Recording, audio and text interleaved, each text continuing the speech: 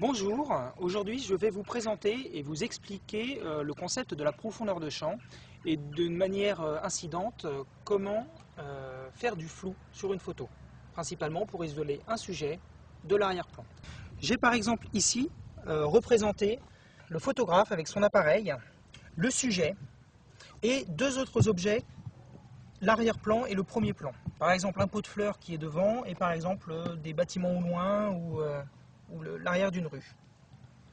Lorsque j'ai une grande profondeur de champ, cela signifie que l'ensemble sera net. Je fais ma mise au point ici pour que mon sujet soit net, mais je vais également avoir mon premier plan net et mon arrière-plan net. Alors qu'une faible profondeur de champ va réduire cet espace de netteté. Tout de suite devant et tout de suite derrière, les objets vont devenir flous. Par exemple, là j'ai une profondeur de champ longue. Comme vous pouvez voir sur cette photo, les objets sont nets. A l'inverse, si je modifie volontairement les réglages, vous vous rendez compte que là, les objets sur cette nouvelle photo sont flous, que vous ne pouvez plus lire le logo de cet appareil photo et vous constatez également que cette pellicule est floue.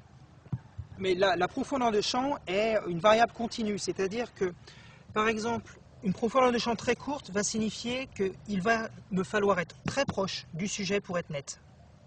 Mais il va y avoir une infinité de variations pour avoir les objets plus ou moins nets ou flous selon s'ils sont écartés.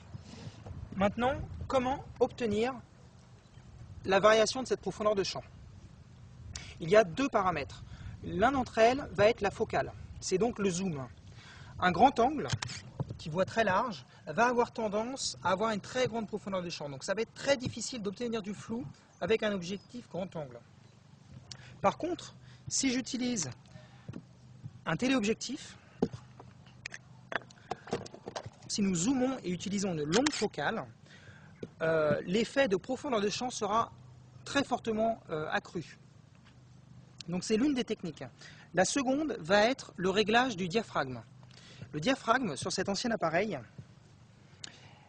se règle sur cette molette avec les valeurs qui vont de 2,8 à 22, 22 pour très fermé, et qui concrètement consiste, vous le voyez ici, un diaphragme est ouvert ou fermé. Lorsqu'il va être ouvert, la profondeur de champ va être très courte. C'est comme ça qu'on arrivera à faire du flou. Si on veut que tout soit net, on va le fermer. Alors, je vous montre sur un appareil des années 70. Je peux également vous montrer sur un appareil numérique d'aujourd'hui. Vous pouvez sélectionner sur la molette le A, qui signifie aperture en anglais, la priorité au diaphragme. Lorsque vous êtes sur ce réglage, vous allez pouvoir, ici, grâce à la molette, sur cet appareil situé en haut à droite, faire varier la focale. Donc ici, ça va jusqu'à 8 et ça descend à 2,8.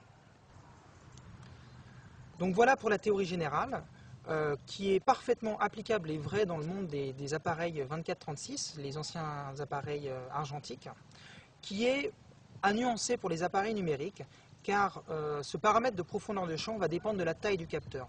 Plus le capteur va être petit, plus la profondeur de champ va être longue. Il est par exemple plus difficile d'avoir du flou avec un appareil compact qui va avoir un petit capteur qu'avec un réflexe. On obtiendra du flou beaucoup plus facilement avec cet appareil car le capteur est beaucoup plus grand.